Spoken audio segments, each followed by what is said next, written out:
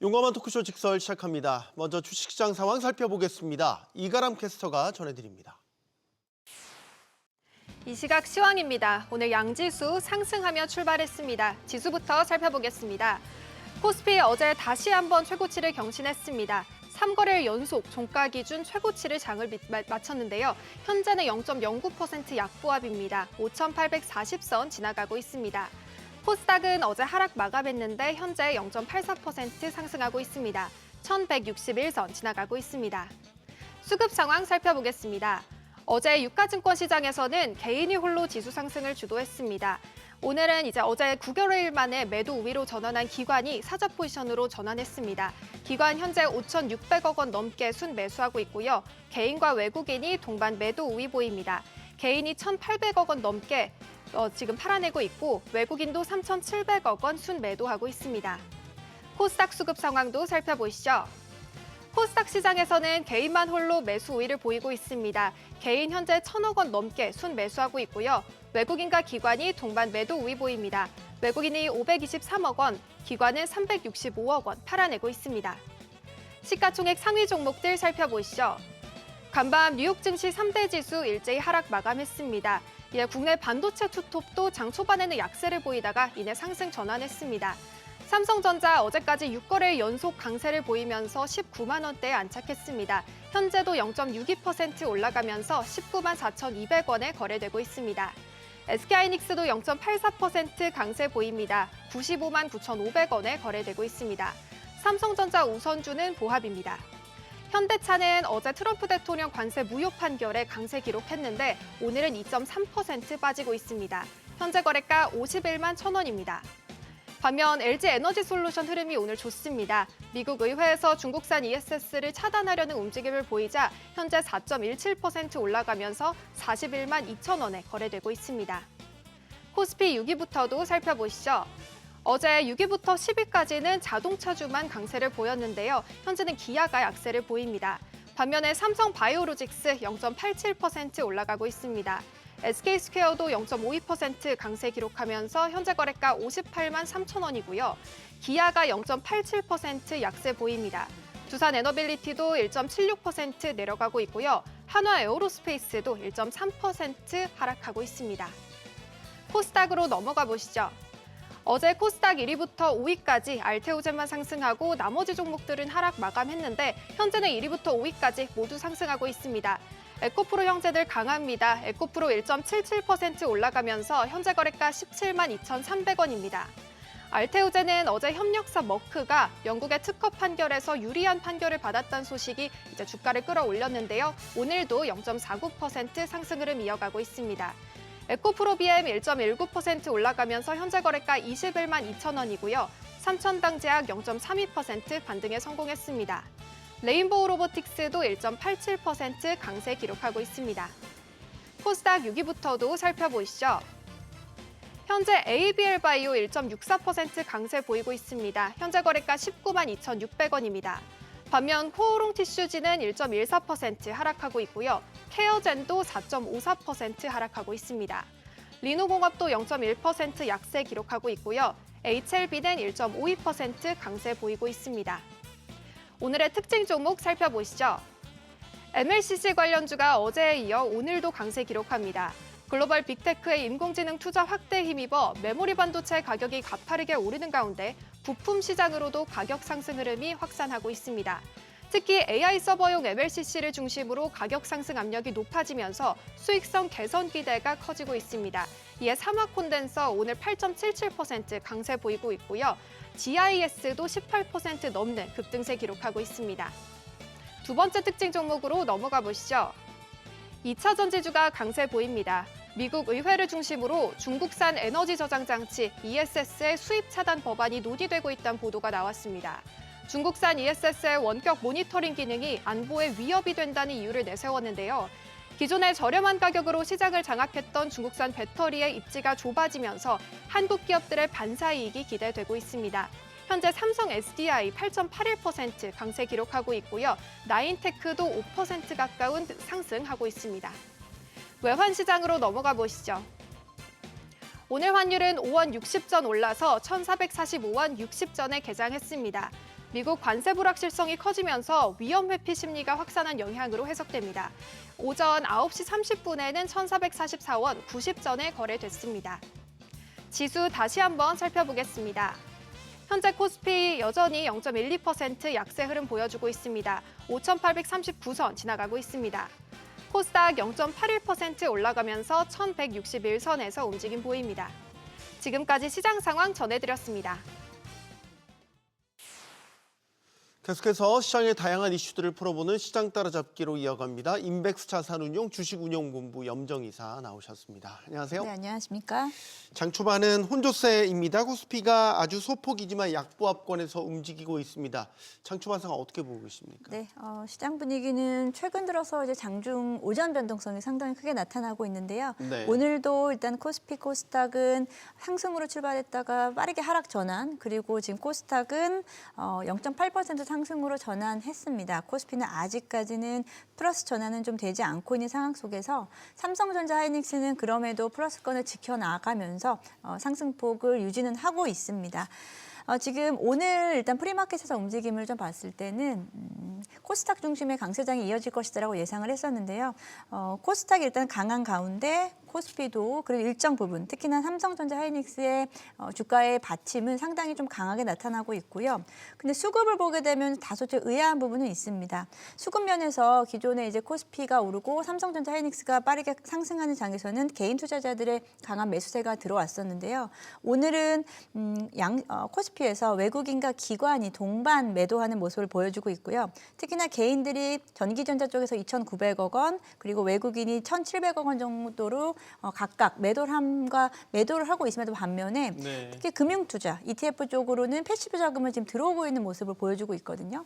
오늘은 평상시와는 좀 다른 양상을 좀 나타내고 있습니다만 여전히 개별 종목으로 좀 개인 투자자들이 좀 사익 실현을 한 가운데 ETF 쪽에 대한 자금 유입은 꾸준히 이루어지고 있다는 모습을 확인할 수 있겠습니다. 네. 우리 장은 지금 5,900도 돌파를 했었고 6,000선을 향해서 계속 달리고 있기는 한데 미국 장이 너무 불안해요. 네.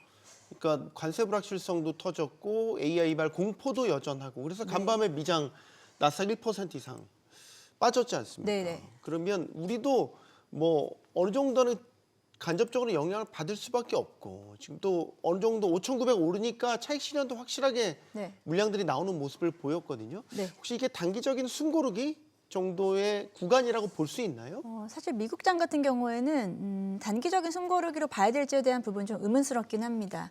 실제 어제 같은 경우에도 전강 회약으로 3대 지수 1%대 하락 보여줬고요. 사실 나스닥을 중심으로 해서 미국 증시 같은 경우에는 12월부터 3개월여 지금 주가는 하락 횡보하고 있는 모습이고요. 네. 주요 M7 종목들도 이 종목들로 사실 큰 수익을 보신 분들 거의 없으실 거예요. 특히나 서학 투자자들을 수학 개미 투자 분들이라고 하는데 그만큼 미국 증시는 지금 오르는 폭도 상당히 제한적이고 오히려 이렇게 좀 악재에는 조금 더 민감하게 반응을 하면서 미국 증시 지금 산재되어 있는 부분은 아무래도 트럼프의 관세 불확실성이 가장 크고 그리고 AI에 대한 이러한 투자에 대한 과잉 투자 그리고 그에 따른 수익성에 대한 확보가 쉽지 않은 상황 속에서 이번 한 주가 또 큰 변곡점이 될 수 있을 거다라고 봅니다. 그럼에도 불구하고 우리 반도체 종목들은 그에 개의치 않고 최근 1, 2월 오히려 더 큰 수익권, 큰 상승률을 좀 보여주고 있는데요. 미국장에서도 마찬가지입니다. 마이크론만 사실은 거의 독보적인 수익률을 좀 보여줬었고요. 그 외의 기술주들은 대부분 다 하락 전환했다라는 점을 봤을 때 역시나 미국장도 마찬가지라고 보고 있습니다. 전체적인 시장보다는 일단은 일부 종목 그리고 반도체에 좀 국한된 모습을 좀 나타내면서 우리 시장이 미국에 크게 영향은 받지는 않고 있습니다만 오늘 같은 분위기에서는 또 그렇다고 좀 시장을 좀 역행할 수 없기 때문에 이런 분위기가 좀 이어지고 있다라고 생각합니다. 네. 사실 미장에서 빅테크들이 떨어져도 뭐 마이크론을 비롯해서 반도체 섹터는 좀 버텼었는데 예. 간밤에는 많이 빠지더라고요. 네네. 그럼 어떻게 봐야 돼요? 뭐 마이크론이 빠진다면 예를 들어서 삼성이랑 하이닉스도 같이 동반하는 경향도 있기 때문에 지금 하이닉스는 100만 원, 삼성전자는 20만 전자 뭐 네. 이렇게 향해 가고 있기는 한데 동력이 혹시 제동이 걸리나 이제 이런 생각도 들고요. 더 정확히는 마이크론을 우리가 따라간 게 아니고 마이크론이 삼성전자와 하이닉스를 좀 따라갔었죠. 그렇죠. 예, 앞순서가 따라왔었죠. 바뀌었군요. 죄송합니다. 네. 정정하겠습니다. 네, 일단 삼성전자 하이닉스 같은 경우에는 마이크론과 뭐 같은 방향성을 가지고 있습니다만 우리 시장 좀 고유의 특유의 좀 상황이 좀 다르게 전개되고 있죠. 특히나 개인 투자자들의 가장 어떻게 보면은 편의 종목이 되어버린 상황 속에서 네. 최근 오히려 외국인들은 삼성전자 하이닉스에서 차익 실현을 했음에도 불구하고 개인 투자자들은 지속적으로 가격이 계속 높아짐에 따라서 계속 더 추가 매수하는 모습을 나타내는 네. 뭐 다소 좀 미국 장과는 상당히 디커플링된 모습을 좀 보여주고 있고요. 우리 시장은 뭐 어찌 보면은 미국 시장보다 지금 신흥국 증시에서도 한국 증시에 대한 시장의 관심도가 높다 보니 삼성전자 하이닉스 뭐 크게 미국장에 크게 영향을 받지 않는 모습을 나타내고 있습니다. 네, 상승세 제동이 걸리는 것 아니냐는 제 질문이 굉장히 민망하게 SK하이닉스가 지금 2%의 강세를 보이고 있습니다. 제 질문이 잘못됐네요. 아유, 굉장히 잘못됐더라고요. 디커플링이 명확한데 제 질문이 우문이었습니다. 네, 자 일단 대형주가 끌고 나가는 장세지만 이제 후속으로 우리 소부장에도 상당한 매수세가 몰리고 있단 말이죠. 뭐 네. 한미반도체, 이스페타시스, 예. 뭐 주목하는 소부장 종목들 아니겠습니까? 어떻게 보십니까? 네, 일단은 더 정확하게는 또 반도체 투탑과 소부장 쪽은 여기서도 완벽한 커플링은 나타나고 있지는 못하고 있는 상황입니다. 네, 여기서 말씀은 일부 종목들, 뭐 한미 반도체 같은 경우에는 사실은 저점 대비 상당히 많이 올라와서 20만 원 돌파했지만 대부분의 반도체 소부장 종목들은 삼성전자, SK하이닉스의 상승률과 거의 동행하지 못하고 있고요. 이스페타시스 오늘은 좀 오르는 것처럼 보이지만 사실 고점에서는 거의 30-40% 이상 주가는 좀 하락해 있는 상황입니다. 네. 뭐 이스페타시스 같은 경우에는 TPU 관련된 가장 직접적인 수혜주로 이번에 사실은 구글의 이슈, 제미나이 이슈로 인해서 큰 주목을 받았다가요. TPU 쪽에 대한 뭐 관심도가 좀 다소 누그러진 상황 속에서 조정을 좀 큰 폭으로 받았다라고 좀 보고 있고요. 그리고 소부장 쪽에서는 일부 장비 종목들 같은 경우에도 이제 삼성전자 뭐 증설에 대한 국내 증설에 대한 이러한 기대감으로 동반 상승했습니다만 상승폭은 좀 제한된 모습을 나타내고 있고요.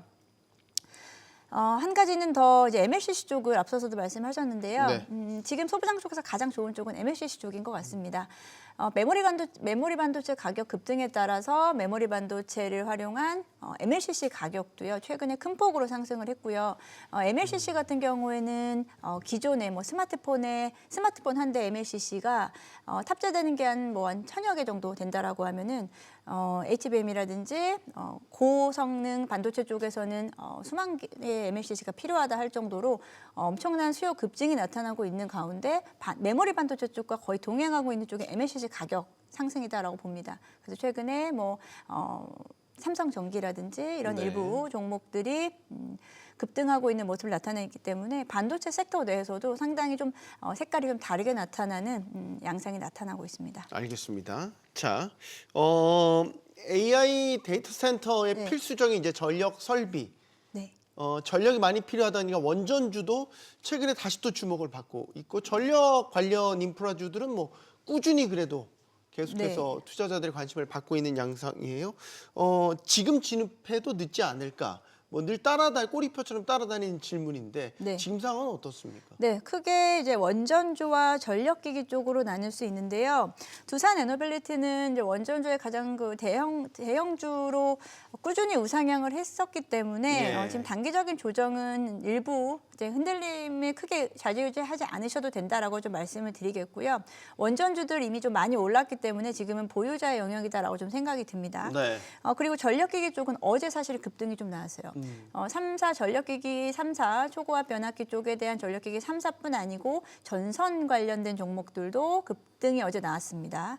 일단 효성중공업이라든지 HT 현대일렉트릭 같은 경우에 다시 한번 신고가 돌파를 하면서 역시나 전력기기 쪽에 대한 강한 수급이 나타났고요. 여기에는 전력기기 쪽 같은 경우에도 이제 관세의 영향 사실은 거의 받지 않았거든요. 네. 전력기기 쪽 같은 경우 변압기 관련된 부분에서는 이 관세가 부과되더라도 이에 대한 부분이 소비자 쪽, 한마디로 받는 쪽에서 이에 대한 부분을 차지하는 이런 케이스이기 때문에 관세가 뭐 매겨지더라도 오히려 공급자 입장에서는 크게 이런 실익이 별로 크지 않다라고, 그러니까 그에 대한 부분이 마이너스가 크지 않다라고 알고 있었는데요.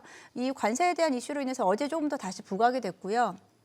역시나 지금 AI 쪽에 대한 투자론이라든지 그 회의론, 거기서 이제 뭐 파괴론까지 나오면서 시장 전반적으로 흔들리긴 합니다만 각 국가들이 지금 가장 중요하게 생각하는 전력망에 대한 확보, 그리고 이에 따른 데이터 센터에 대한 확보가 앞으로 AI 패권을 줄 수 있다라는 이러한 기조는 그대로이기 때문에 전력기기 쪽에 대한 비중은 역시나 좀 강하게 가져가셔도 되고요. 지금 단기적으로 또다시 신고가 가져가고 있기 때문에 네. 전력기기 쪽은 늘 그렇습니다. 조정 나올 때 매수하시는 게 맞고, 지금 단기적으로는 일단 지켜보시면서 3대 전력기기 종목들, 그리고 일부 전선주들에서는 가장 뭐 탑픽으로 보게 되면 뭐 산일전기 같은 종목들도 충분히 올해 이익 개선세가 커질 수 있는 종목이다라고 말씀드리겠습니다. 네. 자, 그리고 은행주, 증권주의 바통을 이어받아서 보험주가 네. 또 급등했습니다. 했죠. 예. 다 이제 상법 개정이 이제 오늘 국회 본회의에 상정돼서 통과될 가능성이 지금 높은 상황입니다. 이 수혜를 계속해서 지금 받고 있나요? 네, 일단 오늘은 어제 이제 보험주들이 이제 거의 상한가 급등을 했는데요. 네. 오늘은 하락 그 상위 종목으로. 세론이 어떻게 보면 나타나고 있다? 네. 이렇게도 보여지나요? 네, 큰 변동성을 나타내고 있습니다.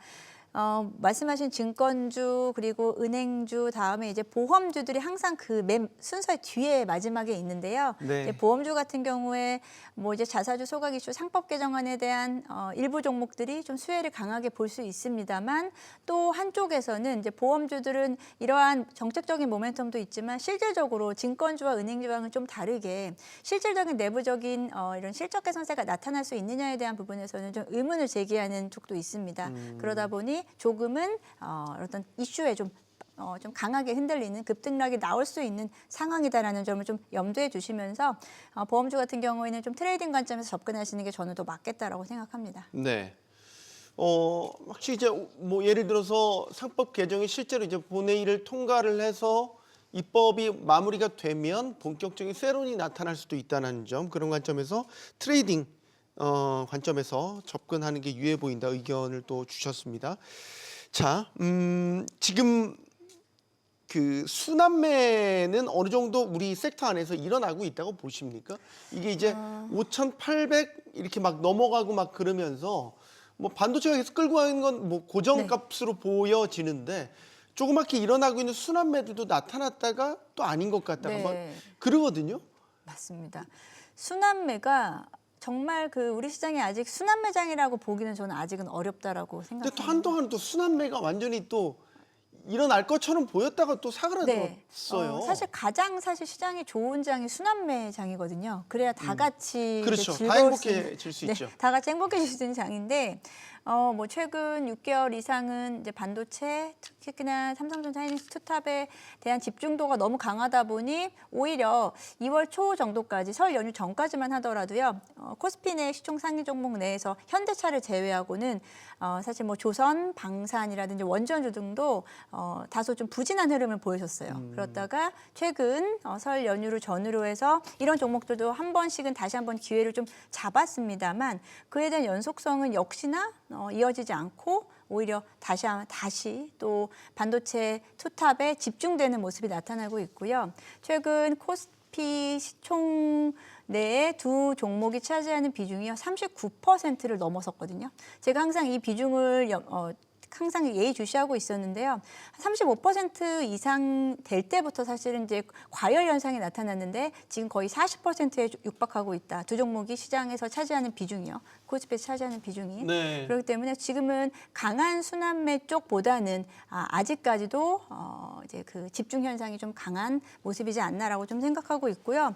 뭐 코스피 내에서뿐 아니고 코스닥과의 순환매도 지금은 좀 다소 아직 아쉬운 모습을 나타내고 있습니다. 오늘도 네. 뭐 코스닥이 상승하는 것처럼 보이지만 여전히 이제 코스피에 대비해서는 상승 흐름이 좀 제한된 모습을 늘 보이면서 결국은 또 장 마감할 때 되면 삼성전자 하이닉스가 올라 있는 이런 모습이 계속 연출되고 있습니다. 네. 하이닉스도 삼성도 이제 1%대 강세 보이고 있어요. 이런 흐름이면 오늘 20만 전자를 달성할 수도 있겠다. 그리고 하이닉스도 곧 100만 원. 뭐 네네. 우리 황제주라고도 부르죠. 황제주에도 가까이 정말 한 발 더 가까이 다가선다. 이런 생각이 듭니다. 계속해서 반도체 대형주가 끌고 가는 장인 상황인 건데 코스피 8,000 네. 목표치 나왔어요. 네, 외국계 나왔죠. 증권사긴 하지만 노무라에서 예. 이게 어디까지 올라가요? 이게 계속 올라가네요. 7,900 나왔다, 8,000 나왔다가 그 속도가 점점 더 빨라지고 있는 것 같습니다. 이러다가 만 포인트 나오는 거 아니에요? 네, 먼저 지금 지르신 것 같은데요. 네, 뭐 될 것 같은데요? 이런 분위기면 질러도 네, 될 것 같은 일단 분위기인데. 뭐 지금 대부분의 증권사, 국내 증권사에서도 7,000선 이상은 다 바라보고 있고요. 이제 외국계 증권사가 조금 더 공격적으로 8,000선까지 전망을 하고 있는 가운데 그에 대한 근거는 사실 명백합니다. 특히나 삼성전자, 하이닉스 두 기업의 올해 영업 추정치가요. 우리 작년 말 기준에서 지금 2개월이 지난 지금 시점에서 영업이익 추정치가 거의 한 50%씩은 상향시키고 있는 분위기거든요. 네. 지금 삼성전자는 올해 영업이익 추정치 200조 넘어올 것으로 예상하고 있고요. 하이닉스 역시도 지금 최태원 회장의 입을 통해서 140조 이상이 거론이 되고 있는 가운데 이에 따른 두 종목의 이 개선치가 결국은 또 코스피에서 작용하는 영향력이 워낙에 크다. 그래서 코스피의 멀티플을 좀 더 상향시킬 수 있는 근거로 이제 반도체 그리고 거기에 기초 체력을 좀 뒷받침할 수 있는 일부 뭐 원전이라든지 조선이라든지 그리고 바이오 섹터 등을 중심으로 해서 받쳐줄 수 있는 기존 업종들과 그리고 반도체의 독보적인 수익률, 독보적인 개선세로 인해서 시장에서는 지금 우리가 6,000포인트도 지금 앞두고 있는 가운데 7,000포인트에 대한 달성, 그 시기적인 부분이 더 중요한 상황이다. 너무 좀 급하게 갔기 때문에 이에 대한 숨고르기를 하면서 갈지 아니면 이에 대한 부분은 조금 빠른 시간에 또다시 돌파할 수 있을지에 대한 부분, 타이밍에 대한 부분으로 지금 파악을 하고 있는 것 같습니다. 저는 이제 계속 네. 걱정이 드는 건 이거예요. 이게 네. 미국발 악재들이 계속 나오는데 지금까지는 저희가 디커플링으로 우리의 길을 계속해서 가고 있는데 네. 터지는 이슈들은 글로벌 이슈란 말이죠. 예. AI발 공포는 사실 우리한테 예외가 될 수는 없는 네. 이슈인 거잖아요. 지금 그리고 관세도 위법 판결이 나면서 뭐 대체 관세들 나오고 각종 네. 불확실한 이슈들이 계속 불거지고 있단 말이죠. 이걸 언제까지 비껴갈 수 있을까 한켠으로 걱정도 됩니다. 네, 저도 뭐 사실은 늘 걱정을 하고 있는 부분인데요. 저의 걱정과는 사실 별개로 시장은 흘러갔습니다. 네. 이제 이 관세에 대한 불확실성이 이제 본격적으로 이제 불거지기 시작해서 어떤 식으로 우리의 타격을 줄지는 사실 아무도 모르고 있는 상황이고요. 워낙에 지금 반도체에 대한 우리나라 강세가 나타나기 때문에 트럼프 대통령이 반도체라든지 그리고 자동차 쪽에 대한 품목 관세를 어떻게 부과할지에 대한 부분도 예의주시해야 되는 상황입니다. 지금 메모리 가격의 급등 그리고 HBM 가격도 급등하면서 앞서 또 MLCC 가격까지도 지금 이에 대한 동조화가 나타나고 있다라고 했는데요. 네. 여기에는 이제 B2B 시장 쪽이 워낙에 이런 어떤 시대에 뒤처지지 않기 위해서 AI 투자에 대한 부분을 가속화할 수밖에 없는, 안 하면 사실은 지금은 밀리는 상황이기 때문에 네. B2B 쪽에 대한 메모리 수요는 계속해서 늘어날 수밖에 없었는데요. 저도 이제 한 가지는 이렇게 계속해서 가격이 급등하는 가운데 B2C 시장은 과연 괜찮을까라는 부분입니다. 이런 부분은 최근 이제 PC 업체들을 중심으로 보시면 될 것 같아요. 실제로 PC 업체라든지 전기전자 업종은요, 지금 작년 고점 대비해서 샤오미라든지 그리고 HP라든지 주요 미국의 그 PC 업체들은 주가가 하락을 했어요. 네. 그에 대한 부분은 너무 높아진 이제 비용 면에서 감당할 수가 없고 그에 따라서 소비자들이 일부 수요를 좀 줄이는 이런 상황이 나타날 경우에는 지금의 상승세가 메모리 가격 상승세가 B2C 쪽에서의 상승세가 좀 둔화될 수 있을 거다라는 시나리오도 염두는 하셔야 될 것 같아요. 그래서 이번 주에 이제 엔비디아 실적 발표 있고요, HP 실적 발표가 있거든요. 이런 부분들이 같이 동반하면서 만약에 시장의 흐름을 좀 깨지 않는다라고 하면 다행인데. 사실 모든 가격이 끝없이 오르는 경우는 없기 때문에 이런 부분들은 사실은 좀 지켜보시면서 모니터링 하시면 좋을 것 같습니다. 엔비디아 실적에 대한 관전 포인트는 뭘로 잡고 계세요? 지금 엔비디아 이번에 나오는 숫자적인 부분이 강하게 작용하진 않을 것 같다라는 생각이 들고요. 네.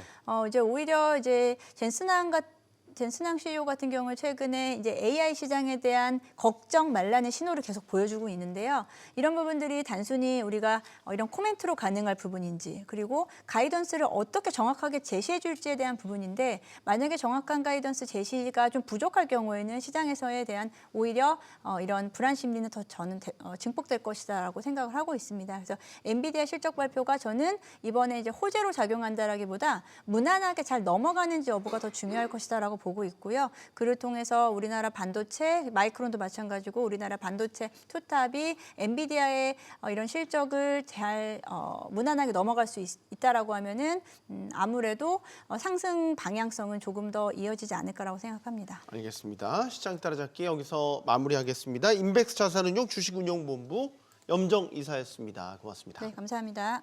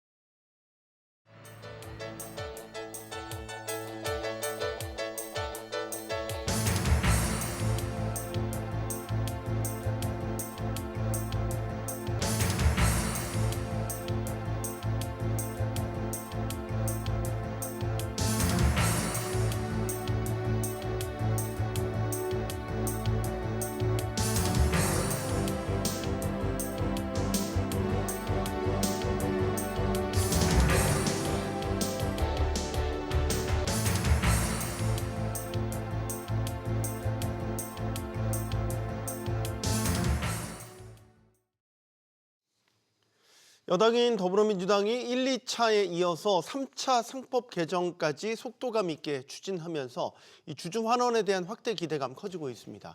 시장에서는 상법 개정을 통해서 국내 증시의 체질 개선이 이뤄질 것으로 보고 있는데요. 하지만 재계에서는 경영권 방어가 힘들어질 것이라며 우려를 표하고 있기도 합니다.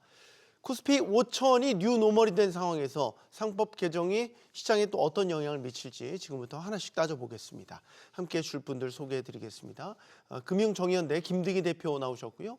한국상장회사협의회 김춘 정책본부장 나오셨습니다. 그리고 IM증권 이상헌 연구위원 나오셨습니다. 안녕하십니까? 예, 반갑습니다. 용감한 토크쇼 직설은 SBS BG 뉴스 앱과 유튜브에서 실시간으로 시청하실 수 있습니다.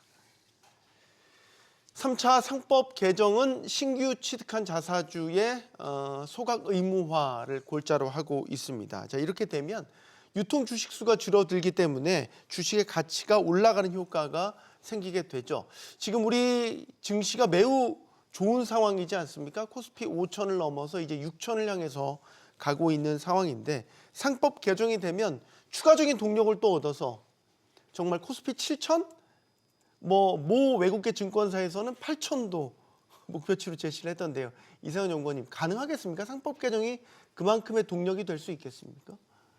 그만큼 동력은 안 되겠지만은 네. 항상 중요한 거는 목표치가 7,000하고 항상 그 목표치에서 지속이 가능하냐 안 가냐가 가장 중요한 포인트입니다. 그러니까 네.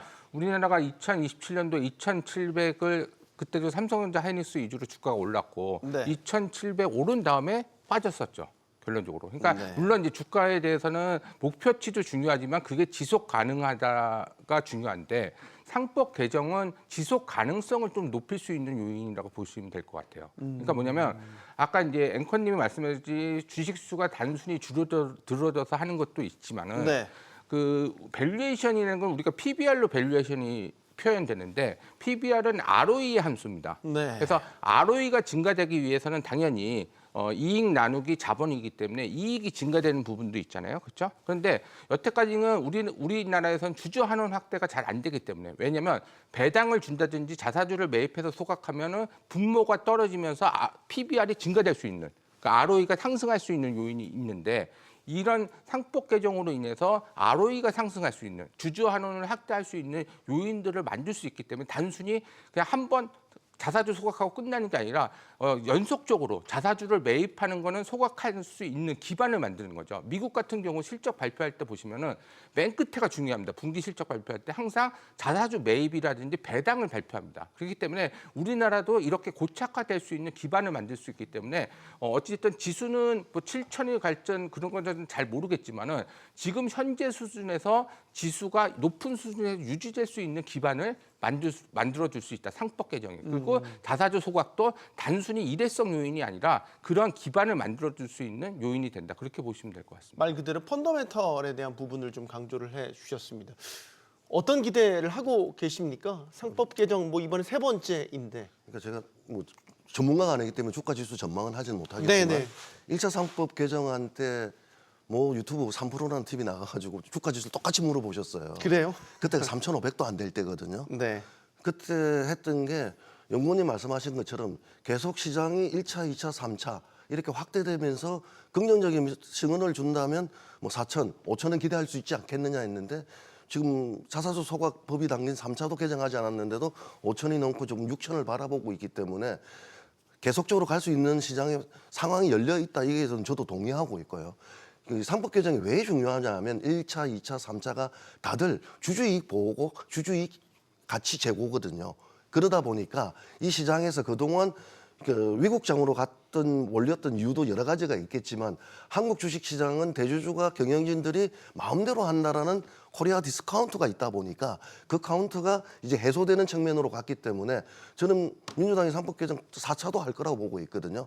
그러다 보면 계속적으로 시장에게는 지속성 그리고 이 주주 가치 제고를 위한 노력을 하는 것들이 시장에서 보면 유동성장들이 더 확대되지 않을까 그렇게 보고 있습니다. 네. 물론 이제 다른 요인도 있겠죠. 반도체 활성화라든가 여러 가지 요인에서 시장이 지금 6천 가까이 왔기 때문에 이걸 지속적으로 할 수 있는 것들은 결국은 저희들 표현대로 하면 경제 민주화이거든요. 주식시장에 있어서 대주주 중심에서 이제 소수주나 주주권들이 다 보호되는 시대, 이익이 제고되는 시대로 왔기 때문에 더 많은 사람들이 주식시장으로 오다 보면 유동성이 더 폭발하지 않겠냐 이렇게 보고 있는 거죠. 네. 김춘 본부장님께서 어떻게 보면 이제 경영계 입장을 그래도 대변해 주실 것 같아요. 어떻게 보십니까? 지금 1, 2차 상법 개정 이루어졌고 이제 자사주 소각까지 결국 왔습니다. 네. 일단은 정부 또는 여당 쪽에서 기존에 발표했던 내용들에 관련해서 상법 개정이 이제 이 자사주 소각으로 마무리되는 것으로 이해가 됩니다. 네. 자사주 소각에 대해서는 기본적으로 이제 아시겠지만 최근에 주주 환원 차원에서 자사주 취득이라든지 소각 이런 부분들이 굉장히 많이 양쪽으로 증가를 했습니다. 네. 그게 이제 기업의 자발적인 사실 노력이 뒷받침됐던 부분인데 이걸 이제 법적으로 좀 자사주 소각을 의무화하는 법안을 만들겠다. 또 이제 그 부분이 이제 현실화돼서 지금 국회 본회의 통과를 앞두고 있는데요.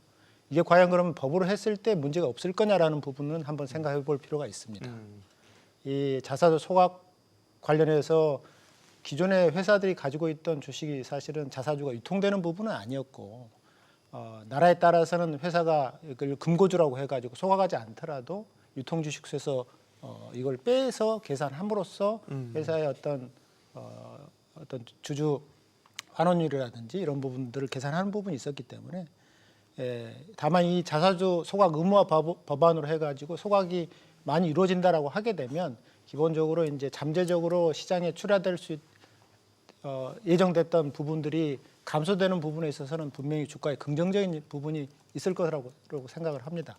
다만 이제 문제는 향후에 그러면 자사주 소각이 이제 자사주 취득이 늘어날 거냐라고 하는 부분에 있어서는 좀 생각해 볼 필요가 있습니다.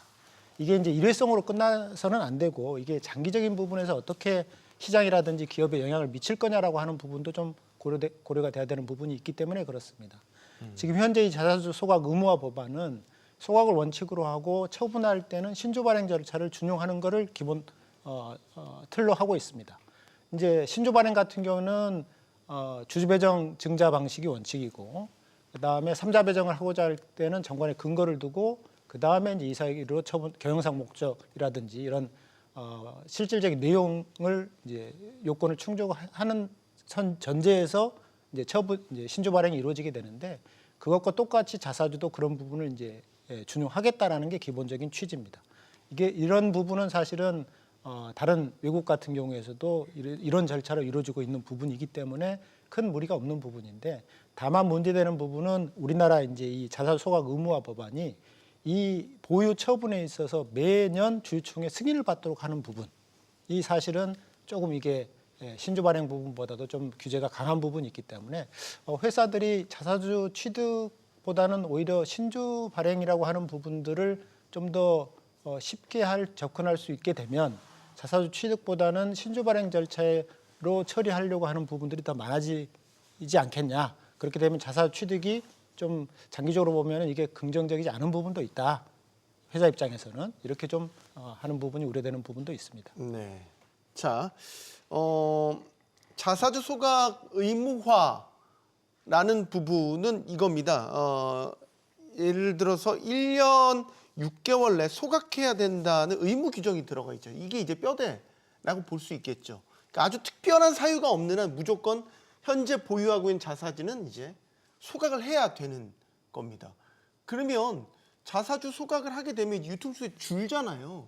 그럼 우리가 이제 계산할 때 주당 순이익 같은 게 올라가는 효과가 있는 거죠. 그러니까 주주들은 여기에 환호를 하는 거고 여기 이제 주가가 올라가는 효과도 나게 되는 거죠, 위원님.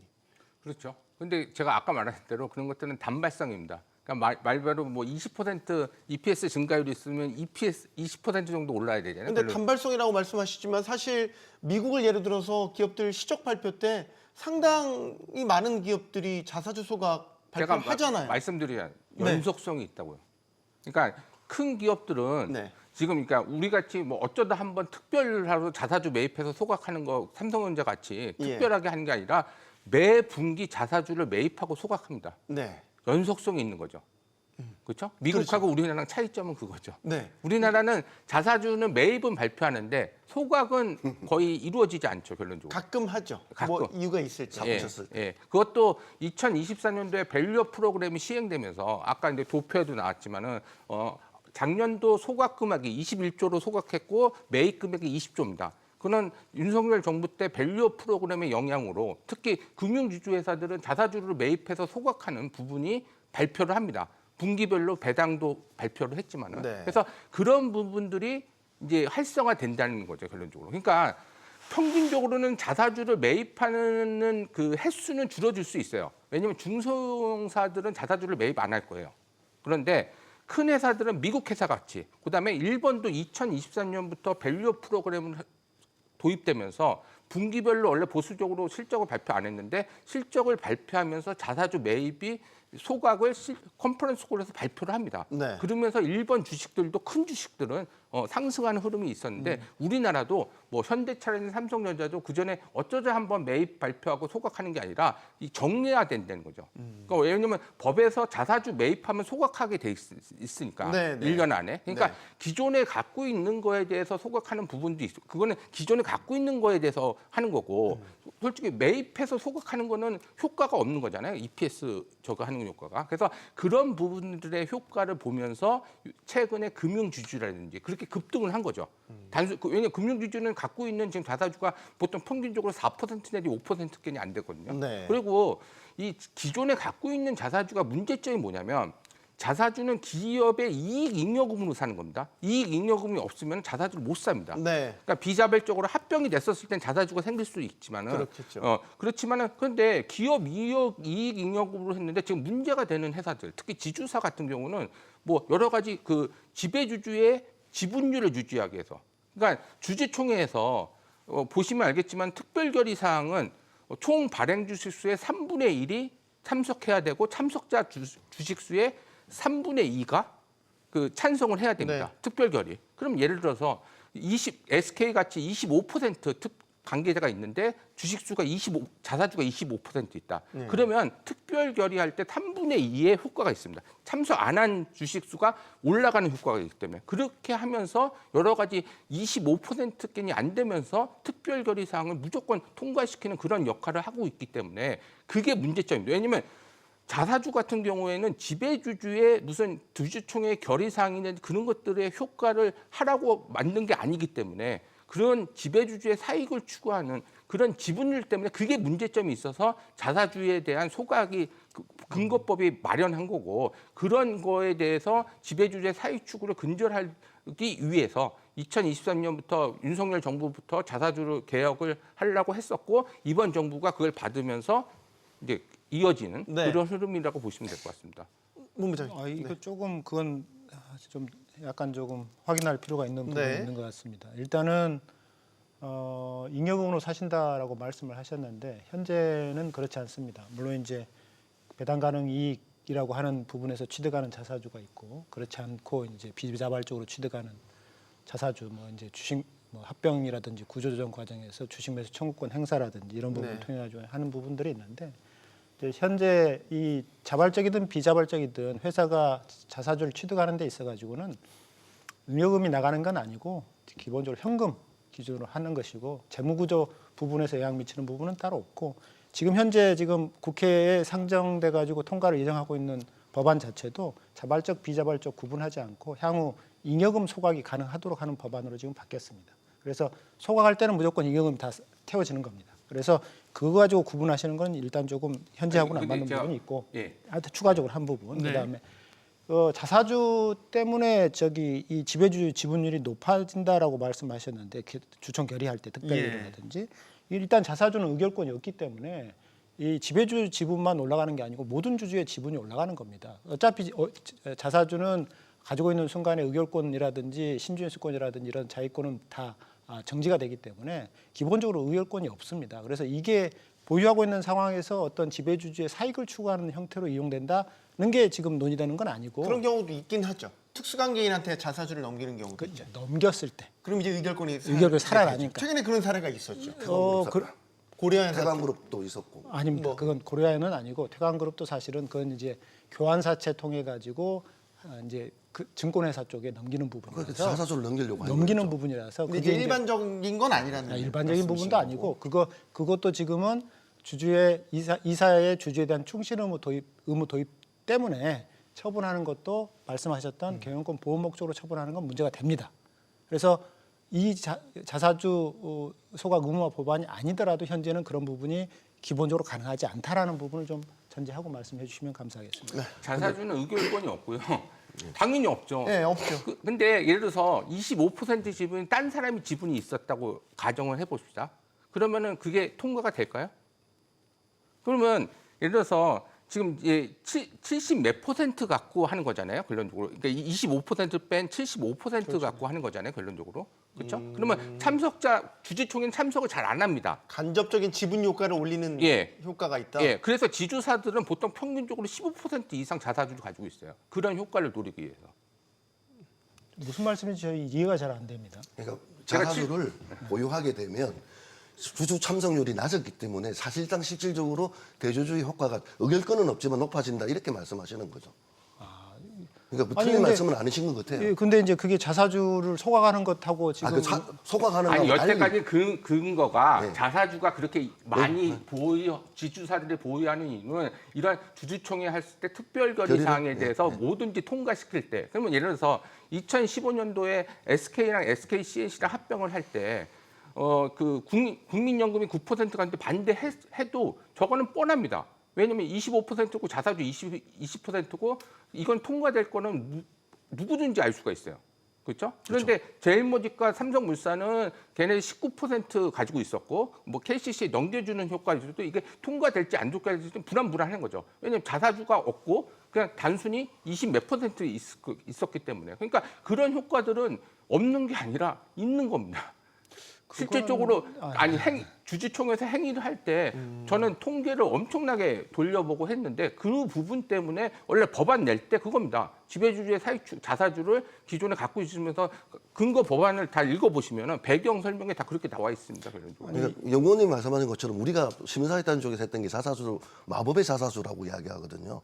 그러니까 자사주가 마법을 부리는 건 뭐냐면 의결권이 없다가 넘겨가지고 우호지분으로 들어와가지고 의결권을 생기는 것도 있지만 연구원님 말씀하신 것처럼 자사주가 의결권은 없지만 사실상 의결권을 높이는 효과가 있다. 이렇게 했기 때문에 저희가 자사주의 마법이라고 이야기를 한 거였고 상법 개정에서 3차에서 자사주 매각이 들어가게 됐던 것들은 그런 측면도 있다라는 것들은 한 근거로 말씀하시는 거로 이해해 주시면 될 것 무슨 같아요. 말씀인지는 알겠는데 그거를 사실은 논리적으로 말이 안 되는 게 지배주주 지분율만 높아지는 게 아니고 모든 주주의 지분율이 근데 그 동일하게 모든 높아지는 주주의 건데 지분율이 올라가는데 모든 주주가 참석을 당연히 안 하는 게 아니고 아니 참석 안 하는 사람을 그것은 비난을 해야지 참석을 그러니까 그렇게 참석을 안 하는 사람을 비난하는 게 아니라 이건 산수예요. 100%가 그러니까요, 주주가 산수니까요. 올라가는데 25%가 참석을 안 해요. 그러면 자사주의 효과로서 감액된 것들은 당연히 올라가다 보니까 특별결의로 통과시켰다. 이 말씀 지적을 하고 그게 대주주 사익을 추구했다라는 지적이 나오는 거죠. 지금 말씀하신 부분에 이제 논리적으로 말이 안 되는 게 논리적인 게 아니고 특별결의 수학적으로 말이 그러니까 되는 수학적으로 말이 안 되는 게 특별결의라고 하는 게 찬성 주식수를 산정하는 건데 참석 안 한 사람은 의미가 없죠 당연히. 거죠. 아니, 그러니까 참석을 자사주를 가지고 놓고 참석할 자사주가 주수의 3분의 2니까 그게 올라가는 올라가잖아요. 참석 숫자가 산수에 의한다면. 그러니까 당연히 100%가 한다면 동일해질 건데 네. 일반 주주들은 참석을 저지하고 당연히 특별결의를 통과시키겠고 우호지분들은 참석을 하기 때문에 그게 자사주 마법이다. 의결권도 없으면서 이 말씀을 드리는 거예요. 자, 이 정도 가름하고 넘어가시죠. 왜냐하면 다음 질문이 연결되는 거여서 이게 다음 질문 드리려고 했던 게 사실 비자발적 자사주에 대한 부분도 포함이 됐으니까 이게 이제 경영계에서는 면제해달라는 요구를 했던 거잖아요. 비자발적 자사주도 소각 대상이 되면 생길 수 있는 문제점이 뭐가 있습니까, 본부장님? 이제 비자발적 자사주 규모가 이제 전체 자사주 이제 한 1월 말 기준으로 보면 한 80조가 전체 이제 자사주 규모다라고 보면 네. 비자발적 자사주 규모가 이제 보도된 바로는 뭐 34조 뭐 이런 식으로 얘기를 하고 있는데요. 저희가 36조. 근데 실질적으로 보면은 이건 좀 계산이 좀 잘못된 부분이 있고 한 20조 내외인 것으로 저희는 파악을 하고 있습니다. 이 비자발적 자사주 같은 경우에는 기존에 이거를 소각을 의무화한다라고 했을 때는 이게 법적으로 법무부 유권 해석에 따라 가지고 이게 소각을 하는 방법은 두 가지 방법이 있는데 앞서 말씀드렸던 이익 소각이라고 해가지고 잉여금으로 소각하는 방법이 하나가 있고 네. 그 다음에 다른 방법으로는 이제 자본감사라고 해가지고 자본금으로 소각하는 방법 이 두 가지 방법 중에 하나를 선택할 수가 있었습니다. 그래서 자발적으로 취득한 자사주는 무조건 이익 소각이 가능했고 비자발적으로 취득한 자사주는 이익 소각이 불가능하다라고 하는 게 법무부 유권 해석이었습니다. 그래서 감자 절차를 거쳐야 됩니다. 감자 그럼 절차로 자본금이 감사하는 그렇죠. 자본금 감소를 해야 되는데 자본금 감소는 사실은 주총 특별 결의가 필요하고 또 이게 채권자 이해에 영향을 미치기 때문에 채권자 보호 절차라고 해가지고 변제기가 도래한 채권자라든지 이런 채권자한테는 채무를 변제를 해줘야 됩니다. 네. 실제로 이의를 제기하게 되면. 네. 그래서 이런 절차를 거치는 부분들이 사실은 회사의 재무 구조를 불안정하게 할 수도 있고 또 주총 결의 과정에서 특별 결의가 어려울 수도 있고 그럼 이게 회사의 귀책 사유 없는 사유로 사실은 비자발적 자사주의 소각이 불가능한 경우가 생기기 때문에 이 부분에 있어서는 좀 보완 장치가 필요하다라는 부분에 사실은 현실적인 어떤 얘기를 했던 거죠. 근데 그 부분은 현재 지금 국회에 상정된 내용에서는 마지막에 이 부분이 좀 반영이 돼가지고 무조건 이경음으로 소가 가능하도록 하는 내용으로 그럼 바뀌어가지고 법무부 인권해석에 배치가 되네? 입법적으로 해결한 겁니다. 법을 바꿔가지고 감자 절차 거치지 않아도 되고 네. 이사의 결의로 그냥 무조건 이익 소가 가능하다라는 내용으로 바뀌게 된 겁니다. 이게 비자발적 자사주까지 포함을 시키면 예를 들어서 나타날 수 있는 뭐 부작용들, 채권자들에 대한 부담 이런 것들을 따지면 이게 주주들한테 과연 플러스일까라는 생각도 들어요. 그러니까 지금 말씀하셨던 게 이게 감자라든가 이런 식으로 가버리면 주주들에게도 손해가 있고 채권자들 불이익이 있겠지만 지금 동일하게 지금 절차를 이행하게끔 자사주 소각으로 가기 때문에 사실은 일반 주주들에게는 소액 주주들에게는 자사주 비자발적 자사주를 소각한다고 해가지고 마이너스가 오는 건 아니죠. 다만 이 비자발적 자사주를 소각했을 때 경영상의 이유라든가 여러 가지가 복잡했을 여러 가지 이유를 봤을 때 이게 경영 불안과 성과 분할으로 이어진다면 손해가 나겠죠. 그렇기 때문에 이게 무조건적으로 비자발적 자사주를 소각하는 게 아니라 보유를 하게 되는 주주의 결의를 통한다면 보유를 또 할 수 있기 때문에 네. 일반 주주들 같은 경우에도 이게 자사주 소각으로 나한테 이익이 큰 건지 비자발적 자사주를 소각 안 했을 때 나한테 이익이 큰 건지 주주로서는 선택할 수 있게 해줬던 것들이죠. 그전에는 선택의 여지가 없었지 않습니까? 하라는 대로 자사주들이 마법을 부렸는데 사실은 일반 주주 입장에서 보면 자사주가 도움되는 건 하나도 없지 않습니까? 왜? 뭐 무슨 사태가 일어나지 않으면 자사주를 소각하지 않기 때문에 자사주 소각으로 따른 이익은 없고 경영권 방어라든가 경영적 이유에서 도움이 되었던 그 자사주에 대해서 일반 주주들도 나도 이제 참여할 수 있는 결정할 수 있는 권이 되기 때문에 주주 권리 보호 측면에서도 저는 당연히 비자발적 자사주도 소각 대상으로 포함해야 된다 이렇게 보는 거죠. 근데 우리 경영계에서 죽는 소리를 하시는데 일반 주주들이요. 이걸 했을 때 문제점이 심각해서 내주주에 영향을 준다고 한다면 설득을 한다면 충분히 찬성할 겁니다. 보유에 대해서.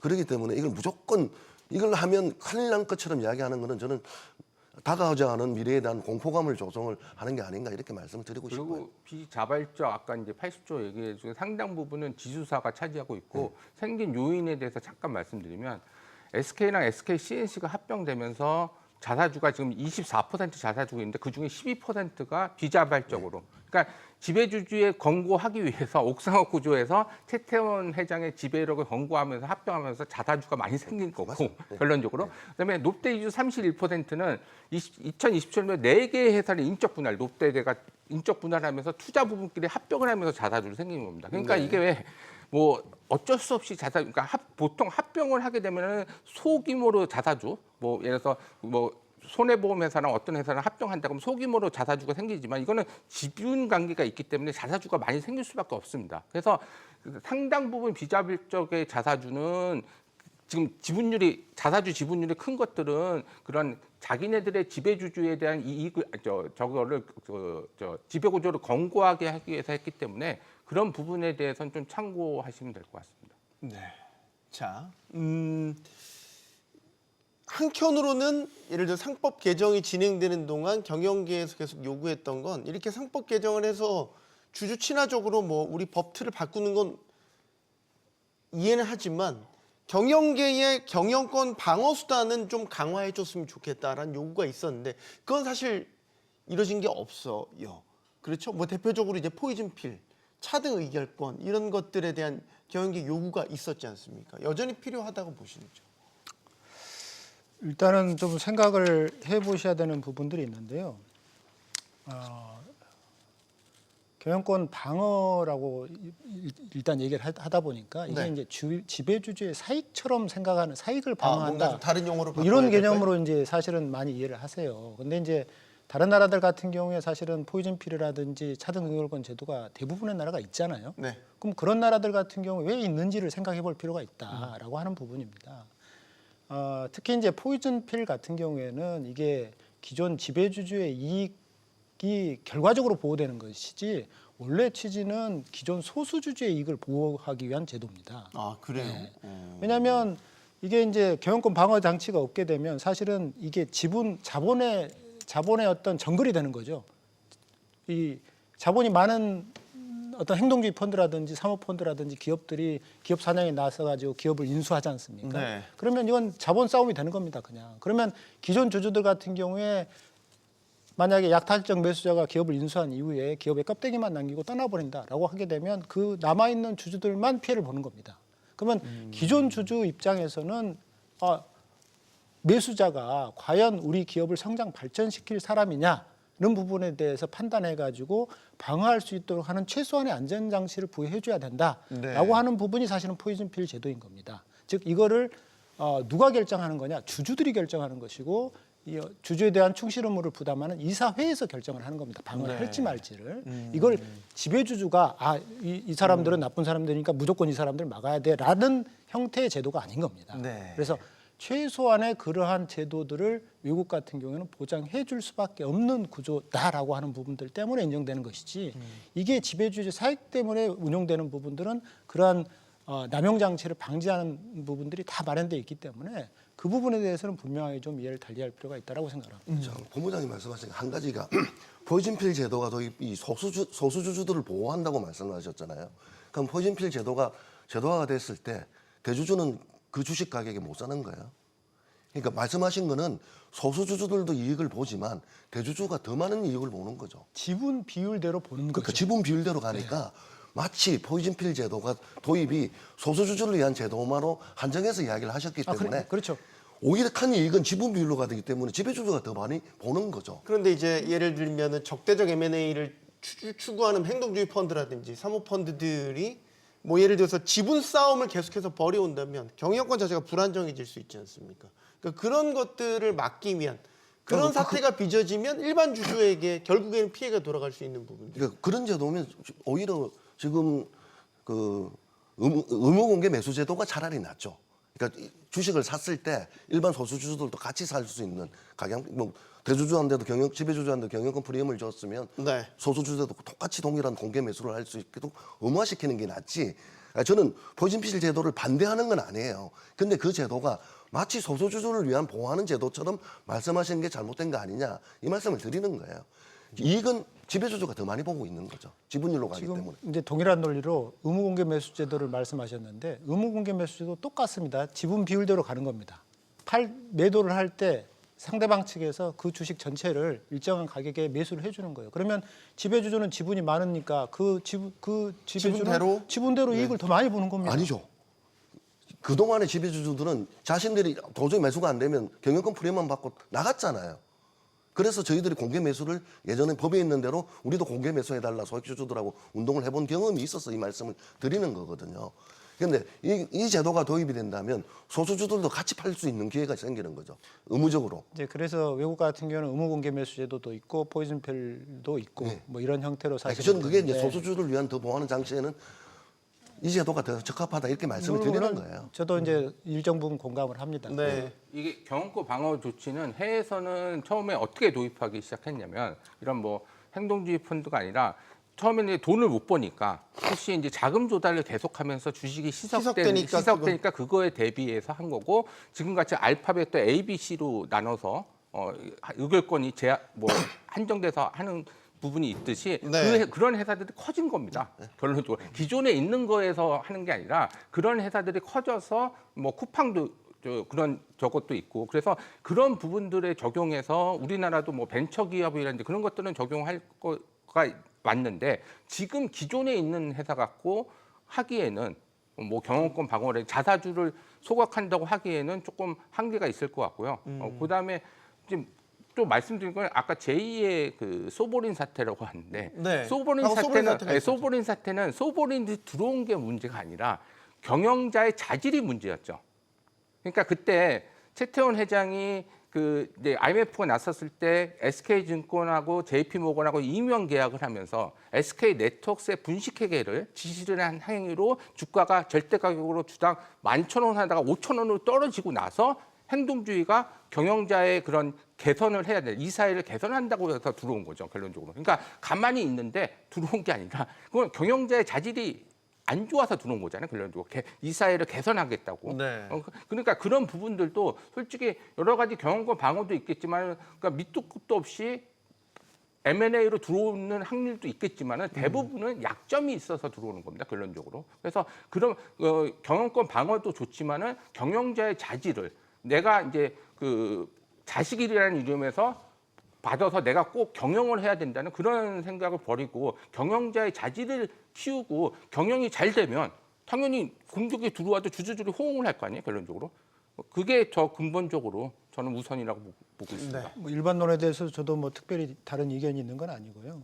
이제 이 경영권 방어 장치라든지 이런 부분이 없다면 사실은 앞서 말씀드린 것처럼 자본의 싸움이 될 것이고 자본의 싸움이 될 때 기존 경영진 입장에서는 사실은 향후 기업의 성장 발전에 대해서 장기적인 비전을 가지고 있지 못하고 그거를 만약에 주주들하고 정상적으로 긍정적으로 소통하지 못한다면 사실은 언제든지 경영권 도전에 직면할 수 있는 그런 상태가 된다는 부분에 있어서는 사실은 뭐 긍정적인 측면이 분명히 있다라고 생각을 합니다. 네. 말씀하셨던 부분처럼 다만 이제 약간 좀 구분해서 논의해야 될 게 이제 스타트업이라든지 성장 발전하는 회사에 있어서 이제 차등 의결권 제도라고 하는 부분들은 이제 외부 자금 조달하는 과정에서 경영권을 보장한다 이런 측면이 아니고 창업자 정신, 기업의 발전 유지라고 하는 측면에서 좀 필요한 부분이 있다라는 측면에서 차등 의결권 제도는 그런 부분에서 활용이 되면 되는 것이고 미국은 실제로 뭐 그렇게 해서 그렇게 되고 네. 그다음에 상장된 이후에는 사실은 그거를 추가로 할 수는 없는 형태가 되는 거니까 상장 회사가 사실 차등 의결권을 도입하자고 주장하는 건 아닙니다. 다만 상장된 회사 같은 경우는 앞서 말씀드린 것처럼 의무 공개 매수 제도라든지 이제 포지션 필 제도라든지 이런 부분들을 적절하게 설계해 가지고 소수주도 보호하면서 기존의 경영도 안정적으로 유지할 수 있도록 하는 최소한의 장치가 있어야 되는 거 아니냐라는 측면을 말씀드리고 싶은 겁니다. 네. 다음 질문이 배임죄 완화 부분에 대한 질문인데 저희가 토론이 뜨거워서 배임죄도 사실 좀 완화시키자고 정치권에서도 얘기가 됐다가 지금 사실상 중단됐어요. 이 부분은 어떻게 보십니까? 이건 먼저 듣겠습니다, 대표님. 저는 업무상 배임죄로 처벌하기가 너무 힘든 경험을 했기 때문에 사실상 저는 엄살이 좀 강하다 싶어요. 업무상 배임죄로 처벌됐던 회장님들은 진짜 나쁜 짓에서 처벌받거든요. 없는 죄를 애매모호한 것들을 줄타기 하는 대로 처벌받는 것들이 아니라 제가 5건을 고발했는데 업무상 배임죄로는 합리적인 경영상 판단을 냈을 때 이사회를 거쳤을 때 대부분 판례는 일관적으로 무죄를 선고합니다. 검찰이 기소를 한다 하더라도 저는 지금 있는 법무로도 충분한데 사실 그 대부분 판례를 집어넣는 거에 대해서는 저는 반대하지는 않아요. 근데 마치 지금 업무상 배임죄로 일하시는 기업 회장님들, 재벌 오너들 뚝딱뚝딱 해가지고 보복 기소하는 것처럼 말씀을 하시고 팔 비트는 법으로 남용하는 법으로 이야기를 하시는데 실질적으로 그렇게 쉽지 않습니다. 업무상 배임죄 처벌은. 근데 이제 총수는 그렇지만 이제 이사회를 구성한 이사진들도 사실 마찬가지입니다. 배임죄에 대한 마찬가지입니다. 부담을 상당히 안고 있어요. 그래서 이사들이 업무상 배임죄 때문에 결정을 잘 안 하려고 하는 경우가 있었죠. 그게 이제 사모펀드 사태 때 경험을 했거든요. 이걸 보상을 결정을 하면 업무상 배임죄에 해당한다라고 했지만 금융당국에서는 이거는 사적화이기 때문에 자본시장법에서 다툼이 있기 때문에 사적화에 해당되기 때문에 업무상 배임에 해당되지 않는다라고 이제 해석을 내주니까 그제서야 정권에서 응하기 시작을 했거든요. 그러니까 업무상 배임의 중요한 기준은 경영상 합리적 판단이냐 아니냐. 이게 그냥 오너의 결정으로 하는 게 아니라 이사회를 거쳤느냐 안 거쳤느냐. 이게 핵심입니다. 이걸 안 하고 했을 때는 진짜 나쁜 짓으로 보고 업무상 배임죄로 가는데 그 막말로 업무상 배임죄 진짜 처벌받아야 될 사람들한테 면죄부를 줄 수는 없는 거 아니겠어요? 그러니까 무조건 M&A를 합니다. 내가 이 A 회사를 사가지고 A의 대출을 받아서 B 회사를 사고 B 회사를 또 대출을 받아서 C 회사를 사서 이 업무상 배임죄로 처벌받는 경우들이 종종 있거든요. 그러니까 이런 것조차도 처벌 못하게 한다면 저는 오히려 아까 경영계 쪽에서 이야기했던 것처럼 이렇게 나쁜 식의 M&A가 일어날 수 있다 이 말씀도 드리는 거예요. 자, 계속 이건 이상현 님 의견 듣고 그다음에 마지막에 본부장 의견 듣겠습니다. 그 아까 이제 말씀하신 대로 그 저희는 이사의 주주 충실이고 원래 이제 그 기업의 이익에 충실하게 돼 있었는데 판례들을 다 살펴보면은 아까 이제 말한 대로 경영상 판단에 따라서 업무상 배임죄가 거의 비켜가는. 그래서 주주의 보통은 미국의 몇 개 예만 빼고는 다 기업의 이익으로 일본도 그렇고 독일도 그렇고 다 그런데 거기는 판례를 찾아보면 주주의 이익 침해한 기업은 주주권이니까 주주의 이익이랑 동일시해서 판례들을 보면은 다 그런 판례들이 있습니다. 뭐 배임죄라든지 그런데 우리나라는 거의 없기 때문에 그래서 국회의원들이 주주의 이익도 부합하게 만들려고 해서 이사의 주주 충실 의무에 그게 들어간 겁니다. 요인은. 그런데 그 업무상 배임죄에서 가장 또 저기 한 거는 뭐냐면 이제 실질적으로 형법이 적용되기 때문에 감옥에 가야 된다는 네. 물론 벌금형도 있고 그렇지만 그런 이제 부분이 있어서 어느 정도의 조금 그런 지금 그 7월달, 8월달부터 이제 국민의힘하고 같이 이제 의견이 맞아서 이 배임죄를 하려고 했다가 11월달에 그 작년 11월달에 그 국회의원들이 낸 걸 보고 제가 보더라도 조금 엉망진창이었습니다. 왜냐하면 배임죄에 대해서 이렇게 그 확실하게 어떤 딱딱 이렇게 사례가 있고 딱 나와야 되는데 이게 두리뭉실하게 해서 지금 상태에서는 완전히 포기한 건 아니고 법무부에서 다시 만들어 오겠다는 지금 상태고 그래서 법무부가 당연히 국회의원은 뭐 4년마다 하기 때문에 잘 지식이 별로 없고 보좌관도 지식이 없는데 법무부는 지식이 있기 때문에 지금 이제 끝난 게 아니라 좀 절충안을 마련해서 배임죄가 시행될 거라고 보고 있습니다. 네. 자, 이게 이제 배임죄 구성 요건에 예를 들어서 이제 경영 판단에 대한 부분은 처벌 범위 밖으로 좀 빼달라는 게 경영계 지금 요구인 거잖아요. 그렇습니다. 일단 이제 배임죄 우리나라 배임죄가 사실 문제였던 게 이제 기업인들이 경영 관련된 의사결정, 업무집행 부분이 이제 배임죄 부분에 연결될 수 있다라고 하는 부분이 사실은 가장 큰 문제였습니다. 이제 앞에 김대기 대표님께서 실제 처벌되는 사례가 없다 이렇게 말씀하셨는데 기소되는 것만으로도 사실은 그 대표라든지 이사분들은 일단은 그 직을 잃게 되고 일단은 취업 제한이 되게 되는 거죠. 이제 다만 실제 기소는 됐지만 또 처벌되는 사례는 또 다른 범죄에 비해서 굉장히 또 낮습니다. 이제 그 부분이 이제 어떤 문제냐라는 부분에 있어서 우리나라 배임죄 같은 경우는 너무 구성 요건 자체가 너무 모호하고 높다. 예컨대 이제 결과가 발생하지 않더라도 위험만 있으면 처벌되는 형태. 그 다음에 어떤 사기의 고의라든지 이런 거 없이 그냥 업무상으로 그냥 업무만 인식하고 하면은 미필적 고의가 인정되는 형태. 그 다음에 처벌 수위 자체도 다른 나라에 없는 특경가법이라고 해가지고 이게 거의 법정 최고형까지 가는 형태. 이제 이런 부분들 때문에 이게 처벌되는 걸 떠나서 기소되는 것 자체로 많이 활용되는 부분들. 즉 이게 이제 우리나라 만약에 기업인들의 어떤 임무 혜택이라든지 경영상의 잘못 같은 경우에 민사상으로 해결되는 부분들이 사실은 원칙인데 이건 민사상으로는 이제 증거라든지 이런 부분은 얻기 어려우니까 형사상으로 기소하는 형태로 해서 굉장히 좀 비정상적인 형태로 운영되는 부분들이 사실은 가장 큰 문제였다라고 하는 부분입니다. 그래서 배임죄를 폐지한다라는 부분들을 경영계에서 주장하는 건 아니고 배임죄 같은 경우에 기업인들의 어떤 그런 경영상 관련된 위법 행위만 처벌되는 건 아니기 때문에 네. 배임죄 자체를 처벌해야 된다라는 게 사실은 실질적인 경영계 요구 조건은 아니고 기업의 정상적인 경영 활동에 대해서는 그 내용이라든지 이런 부분들을 사실은 현재는 지금 내용도 보고 있는데 미국과 같은 경우에는 경영 판단에 대해서는 내용을 보지 않습니다. 일정한 절차적 요건만 갖추게 되면 일단은 기본적으로 그 책임을 면하는 형태로 돼 있기 때문에 최소한 좀 글로벌 정합성에 부합하는 형태로 기업들이 경영을 할 수 있도록 하는 좀 요건을 좀 마련해 달라라는 네. 측면에서 배임죄 부분을 좀 합리화해야 된다라는 주장을 하고 있는 겁니다. 그럼 본부장님 말씀은 기소가 두렵기 때문에 그 대법원 판례에 따라서 그 법을 입법하자 이 말씀이신 거죠? 기소가 두렵기 때문에라고 하기보다는 기소를 검찰이 남용했다라고 말씀을 하셨잖아요. 그렇게 결론을 하기는 좀 어렵고 네. 말씀하신 것처럼 배임죄 구성 요건 자체가 굉장히 모호하기 때문에 그럼 넓게 돼 있기 그랬는데 때문에 이제 대법원에서는 일관되게 판단을 내줬어요. 경영상 합리적인 판단에 의해서 이사회를 거친 거에 대해서는 전부 다 무죄를 때려줬습니다. 이제 그 경영상 합리적인 판단이라고 하는 부분의 문제가 뭐냐면 네. 이제 미국과 우리나라가 틀린 점이 미국은 절차상 요건만 봅니다.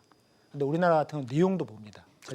즉 이게 경영상 합리적인지 아닌지를 객관적인 전문의 입장에서 판단을 합니다. 이걸. 네. 절차상 예를 들면 해외에서는 절차상 요건에 부합하는지 부합하지 않으면 예를 들어 처벌 대상이 될 수 절차상 있는데 요건이 단순히 이사회가 아니라 특별위원회를 구성하고 거기서 결정하는 거에 대해서는 이것도 주주를 제외하고 그런 것들이 경영상 판단을 하는 거지 무조건 형식적인 게 아니라 그런 요건들이 있습니다. 그래서 지금 잘못 아시고 계시는데요. 이건 본문에 이건 법적인 부분에서 미국 법상에 이제 크게 두 가지 기준으로 나뉩니다. 이해관계가 없을 때는 경영 판단의 원칙, 이해관계가 있을 때는 완전한 공정성의 원칙. 완전한 공정성의 원칙을 요구할 때는 특별위원회라든지 별도의 소수주 다수결이라든지 이런 부분들이 델라웨어주법에서는 둘 중에 하나를 선택하도록 돼 있습니다. 그러니까 우리나라도 성관주의 의무는 그 이해관계자가 없는 걸 성관주의 의무라고 하고 충실의 의무는 이해관계자가 있는 거를 충실의 의무로 하는 겁니다. 근데 미국은 복합적으로 하기 때문에 우리 뭐 약간 법적으로 이렇게 뭐 딱 무자르듯이 안 되고 그런 거에 대해서 이제 법원에서 판단을 하는 거고 우리나라는 딱 무자르듯이 있습니다. 그래서 성관주의 의무는 이해관계가 없는 부분에 대해서 경영상 판단해서 하는 거고 이사의 주주 충실 의무, 기업이든 주주의 충실 의무는 이해관계자가 있을 때만 이벤트가 있을 때, 뭐 M&A를 한다든지 뭐 그런 것들이 지배주주가 만약에 거기 이사회가 있으면은 지배주주를 빼서 한다든지 미국은 보통 그런 식으로 하거든요. 특별위원회를 만들어서 그래서 그런 부분들이 적용됐었을 때 미국에서도 경영상 판단으로 인정을 해주는 겁니다. 그래서 저는 그 본부장님 말씀하신 것들에 있어가지고 그걸 법제화하는 데 있어서 반대는 안 할게요. 다만 미국식 이야기를 하셨는데 저는 경영권 보호 장치도 마찬가지죠. 미국이 입어서 해주겠습니까? 경영진들이. 경영 영속성을 위해서 그 장치를 해주는데 그걸 사익 추구에 이용한다면 미국은 엄벌하고 징벌적 손해배상제를 도입을 하고 있거든요. 그럼 자꾸 미국식을 이야기하실 때는 전 미국으로 간다면 그 제도가 보완됐을 때는 세트로 그 제에 한해서는 징벌적 손해배상도 같이 물어야 된다. 그렇게 해야 되는데요. 저는 오너들을 감시를 많이 해봤는데요. 이분들이 법이 허용한다면요. 그 안에서 여러 편법들을 찾습니다. 뭐 태광그룹 같은 경우에도 자사주 법이 소각된다니까 그 전에 주식 교환을 통해서 여러 가지 법들로 빠져나가려고 했던 것들이고요.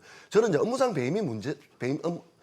배임죄가 문제가 아니라 우리나라 기업들은 처벌했을 때 내가 잃는 것보다 내가 이 죄를 졌다 하더라도 얻는 게 더 많기 때문에 하는 거예요. 삼성모주가 제일 합병 과정 몰랐겠습니까, 저게? 그러니까 국민연금까지 동원을 해서도 했는데도 결국 무죄 나왔잖아요. 그러니까 이 이익은 뭐냐면 저는 오히려 지금 재벌들이 오너들이 경영진들 우리나라 대기업 경영진들이 미국보다는 대한민국 경영하기 엄청 좋습니다. 자기가 지은 죄에 대해서 처벌들은 조금만 받기 때문에 그러니까 저는 같이 보호와 여러 가지 장치들을 이야기할 때는 세트로 자기 책임과 엄벌주의 그다음에 징벌적 손해배상제 같이 이야기해 줬으면 저는 더 합리성이 있다 이렇게 말씀을 드리는 거고 저도 반대 안 하겠습니다. 네. 다음 질문 드려야 되는데 다음 질문 드리기가 무섭네요. 자, 상속세 그 부담을 피하기 위해서 일부러 이제 주가를 누른다라는 이제 뭐 우리 증시에 뭐 오래된 이야기들이 있습니다. 이제 이걸 방지하기 위한 법도 추진이 되는데 이제 더불어민주당 이소영 의원이 소위 말해서 주가 누르기 방지법을 발의를 했죠. 이게 쉽게 이게 상속세 계산을 할 때 주가 그러니까 시가 기준이 아니라 이제 마치 이제 비상장사처럼 자산이나 수익 가치를 반영한 평가액을 이제 상속 증여세의 기준으로 매기자 이제 이런 법이거든요. 이건 어떻게 보시는지 이건 위원님께 먼저 의견 여쭙겠습니다. 말도 안 되는 법이죠. 이소영 의원의 법이요? 예, 자본시장 메커니즘 모르는 거죠. 결론적으로 그러니까 간혹 시가총액 낮은 기업들이 일부 있을 수는 있어요. 그러면 한진이 원래 한진칼이 이제 대주주가 가지고 있고 한진 있고 그다음에 SK가 있고 SK 이노베이션이 있잖아요. 그럼 네. SK 이노베이션이 PBR이 0.4, 한진이 0.2. 그 상속세 안 내려고 누를까요? 자본시장의 메커니즘은 ROE가 낮기 때문에 PBR이 낮은 겁니다. ROE가 높은데 PBR이 높은 회사는 절대 없습니다. 그러니까 우리 미국도 그렇고 우리나라도 그렇고 다 ROE 개념으로 하기 때문에 그래서 자꾸 밸류업이라든지 일본에서 우리나라에서 했을 때 ROE를 높여서 기업 가치를 높이고 그거에 PBR을 높여라. 그런 관점에서 표현한 거지. 그러면 한진 보십시오. ROE가 거의 1%, 2% 나옵니다. 매년. 그렇기 때문에 PBR이 낮고 주가도 낮은 겁니다. 결론적으로. 그러니까 이거는 너무 그 정치적인 용어 그런 걸로 자본시장의 메커니즘을 모르면서 이런 법을 내는 것 자체가 저는 좀 우리나라에서 좀 창피한 짓이고 참 왜냐하면 일부 기업은 있을 수 있습니다. 뭐 10개 기업에 1개 기업은 시가총액 낮은 기업들은 분명히 그럴 수 있죠. 그렇지만은 자본시장 메커니즘은 PBR이 낮은 이유는 ROE가 낮기 때문에 그런 거고. 그래서 이런 법은 오히려 제가 이제 말씀드리고 싶은 거는 상속세, 증여세는 김대중 정부 때 그 금액을 정한 이후에 한 번도 고치지 않고 그리고 우리가 절대 규모 아파트 가격도 많이 오르고 그때보다도 물가도 많이 오르 절대적인 규모가 올랐기 때문에 네. 주식 시장에서도 당연히 그 규모에 맞게 조금 상속세를 조금 조정할 필요는 있어요. 상속세나 증여세를 좀 완화시킬 필요는 있다. 당연히. 왜냐하면 너무나 우리나라가 최고 세율을 매기고 있고 그 금액 정도도 그 금액이 저기 또 그렇게 대주주 프리미엄도 또 있잖아요. 할증세도 있고 그래서 저는 상속세, 증여세는 좀 그 완화시켜야 된다는 게 맞는 거고 그다음에 세계적으로도 지금 완화시키는 추세에 있고 그래서 그런 부분들을 꼭 해야 된다고 그래서 그것도 하나의 주식시장의 활성화 요인. 그러니까 왜냐하면 또 여러 가지 이제 그 일부러 주가를 누릴 수 있는 건 그럼 현대차가 예를 들어서 지금 주가가 많이 올랐지만은 예전에는 PBR 0.6배, 0.9 뭐 세금 안 내려고 누리고 있어요. ROE가 낮았기 때문에 그럽니다. 네. 결론적으로. 그러니까 메커니즘. 그러니까 그리고 그 대주주가 현대차 같이 큰 회사들 20몇 조 큰 회사들을 조절할 수가 없어요. 결론적으로. 근데 그래서 보통 이제 이렇게 주가 누르기에 대한 의욕을 갖는 기업들은 사실 조금 규모가 작은. 작은. 그렇죠? 뭐 코스닥의 뭐 일부 상장사라든지 아니면 뭐 이제 이런 기업들이 좀 문제가 된다고 이제 이야기들이 됐었죠. 예. 그래서 이건 듣고 좀 그다음 넘어가겠습니다. 저도 이 부분 뜬금없는 법이라고 이렇게 말씀드리고 아, 싶거든요. 그러니까 주주들이 그러니까 오너가 주가를 누르는 방식은 이제 상속세, 증여세를 안 내기 위해서 하는 게 아니라 삼성물산과 제일모직이 합병할 때처럼 자신의 이익을 위해서 좋은 공시를 안 하는 경우는 있어요. 주가 비율 때문에. 그러니까 네. 그게 한시적으로 하는 거지. 어느 나라 기업들이 상속세, 증여세 안 내려고 우리 오너들이 주식을 누르겠습니까? 일부 기업들은 그 구멍가게 중견기업들이 할 수는 있겠지만 네. 궁극적으로 그걸 위해서 이 법을 만들고 통과시킨다. 잠깐 연구원님 말씀은 좀 저도 같이 창피한 느낌이 들어요. 마지막 본부장님. 뭐 두 분이 다 제가 드릴 말씀을 너무 정확하게 해주셔가지고 한 말씀만 좀 붙이자면 네. 이게 이제 만약에 이게 입법화된다 그러면 아까 말씀하셨던 뭐 PBR 0.4 이런 기업들은 뭐 저기 0.8로 해가지고 세금 부담해야 된다 그러면 사실은 오히려 돈을 내줘야 됩니다. 그럼 그런 회사들 같은 경우에는 오히려 저기 상속 포기해야 되죠. 그럼 그 주식은 이제 정부로 가는 것이고 정부가 그 주식을 소유하게 되는 겁니다. 근데 사실 그런 결과는 안 되겠지만 그 이전에 이제 지배주주들은 그 자기 주식을 먼저 팔려고 하겠죠. 네. 이거 상속시키는 것보다 무조건 팔게 되는 겁니다, 그냥. 그래서 이게 어떤 향후에는 이제 기업이 뭐 저기 자식들한테 이전시킨다. 요즘에는 이제 자녀들도 사실은 가업을 안 이어받으려고 합니다. 현금을 더 선호하지. 사실은 이제 그런 부분들은 뭐 여기서 말씀드릴 부분은 아니지만 이게 자본시장 논리하고는 너무 안 맞다. 이 법 내용 자체가. 네. 뭐 그런 말씀을 좀 드리고 싶습니다. 알겠습니다. 자, 그동안의 상법 개정이 증시 부양에 기여한 것은 분명해 보입니다. 자, 이제 또 한 차례 상법 개정을 눈앞에 두고 있는데요. 지금의 강세장에 심취해서 혹시 우리가 또 다른 한쪽으로 기울어진 운동장이 되는 건 아닌지 또 견제와 균형점을 잘 맞춰가는 것도 필요해 보입니다. 토론 마치겠습니다. 여기는 모든 경제가 모이는 SBS 비즈입니다. 시청해주셔서 고맙습니다.